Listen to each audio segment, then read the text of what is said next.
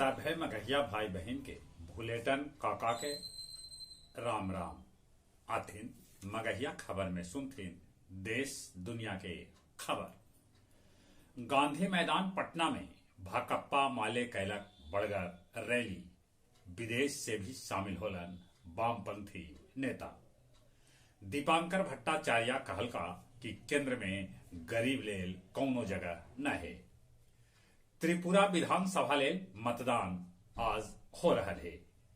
Major Dhyan Chand national stadium Delhi में प्रधानमंत्री नरेंद्र मोदी आज करतन राष्ट्रीय जनजाति महोत्सव आदि महोत्सव के उद्घाटन जे 27 फरवरी तक चलत।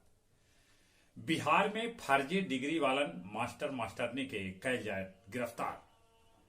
चीनी सीमा पर चौकसी लेल बनावल गेल 7 गो नया बटालियन। आजम खां के बेटा मोहम्मद अब्दुल्ला आजम के विधायकी होयल खत्म। 2 बच्चर के भेटाइल है उनकरा सजाए। नवादा जमुई पथ पर बाघी बडीहा मोड़ भी एगो ट्रक और बाइक के टक्कर में 2 गो मैट्रिक परीक्षार्थी के मौके पर हो गए मौत। कोहिनूर जड़ल ताज न पहनतन ब्रिटेन के महारानी कैमिला। तुर्की में भूकंप से मरे वाला के संख्या 40,000 के पार पहुंच गया। ब्रिटिश प्रधानमंत्री सुनक के पत्नी अक्षता बिना सुरक्षा के अपन दोनों बेटी के साथे गोवा में मनोलन छुट्टी। अरबपति ट्विटर मालिक एलन मस्क अपन कुत्ता के मजाक में बनौलन ट्विटर सीईओ। जलवायु परिवर्तन से 5 अरब लोग पर जल संकट के खतरा मंडराए। टेकारी के मखफा में तालाब खुदाई के दौरान भेटायल शिव पार्वती के मूर्ति।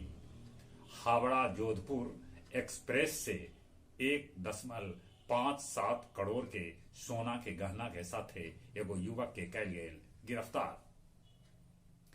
गया नगर निगम के प्रस्तावित बजट में 5 अरब 13 करोड़ के कैल गेल है अनुमोदन। और अब कुछ खेल के समाचार। महिला T20 विश्व कप में भारत वेस्टइंडीज के 6 विकेट से हरा दिला। भारत 6 घंटा लेल ICC रैंकिंग में टेस्ट एक दिवसीय और T20 में बनल रहा नंबर 1। खेलो इंडिया शीतकालीन खेल में 26 गो गोल्ड के साथ जम्मू कश्मीर शीर्ष पर रहल।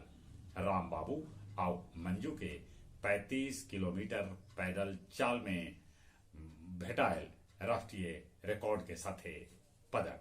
चलित एक बार फिर से अपने सभी के भूलेटन काका के राम राम।